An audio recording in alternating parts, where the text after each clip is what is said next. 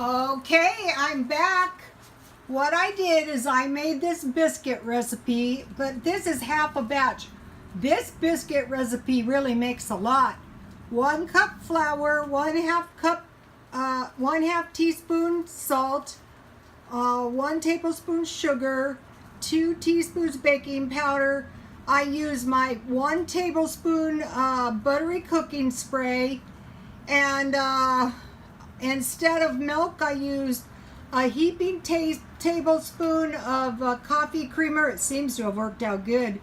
And I just added about 3/4, since I was doing drop biscuits, 3/4 water. So over here is my peach tarts. I think they're just about done.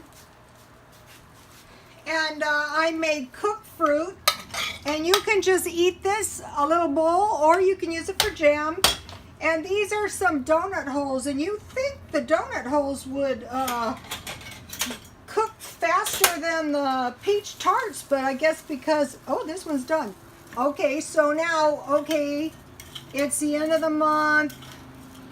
I'm not running out of bread because I stockpile flour, sugar, baking powder, salt, dry fruit.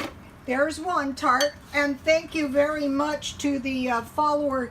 You know, when you make those comments, you don't know who in the world can be reading those comments. You know, ooh, this one really looks good. Let me see if I can show you. It's very hot. I would say the trick is don't be shy on the sugar. This one looks especially tasty.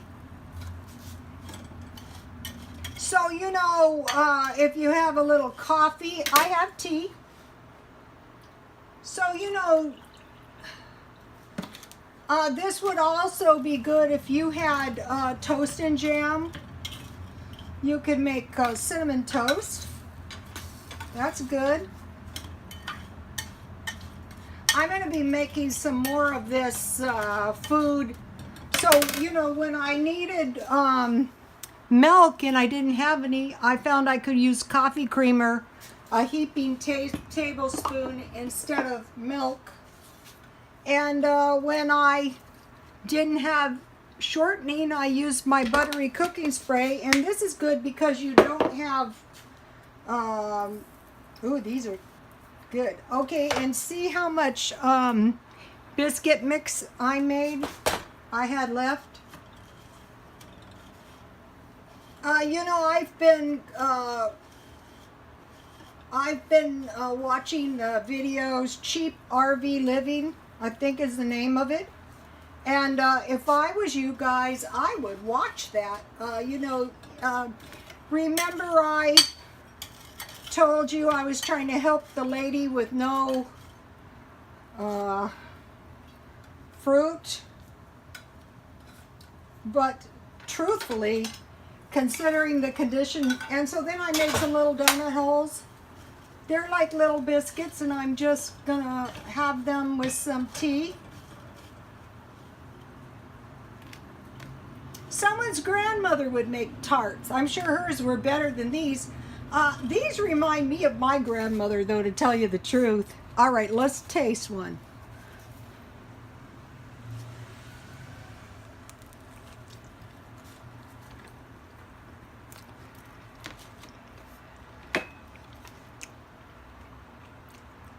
Janetta, you are really a blessing out there. I really want to thank you for your comment. And all the precious people that follow me, a man and his mother, one woman and her dog. You know, I am more than grateful to have dogs for followers. I wish I had a dog. Okay, you guys. These are good.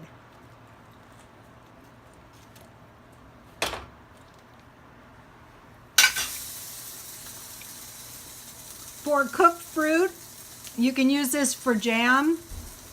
Cover your dry fruit with water and add about between 1/4 and 1/3 cup sugar or honey. Add water. Now, when these started to puff up, I was really surprised because it really made a lot. That's a lot. By the time you cook it down, I think these packages make more than a can of fruit. But the good thing about cans are indestructible. And these are the skillet biscuits. I flipped them. I made regular biscuits. And then now the trick to these is don't have your heat too high. And you know, if you're out camping, these would be really good. You can also drop that fruit on a pancake or put it on a pancake. Okay, let me taste my donut hole. I'm sure it's going to be good. I need a little bit more sugar.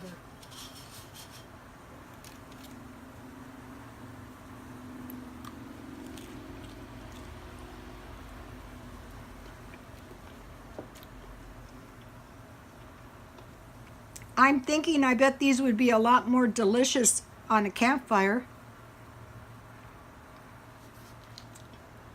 Another thing is this stuff is handy if you have tea. You know, if you don't have much milk and you have a little coffee creamer in your tea or your, you know, coffee. At Dollar Tree they have big ones. I would definitely stockpile those. And so, okay, you guys, I won't be back for a while with my sausage sandwiches because, you know, I'm very, very full from my pork chop sandwich. And on this issue of sandwiches, if you make 2 large sandwiches with some pickles, mayonnaise and mustard, and a salad or some vegetables, some fresh vegetables, that is more than enough food for a day. And I am going to be coming up with some more stuff and try the cooked fruit, and God bless you all.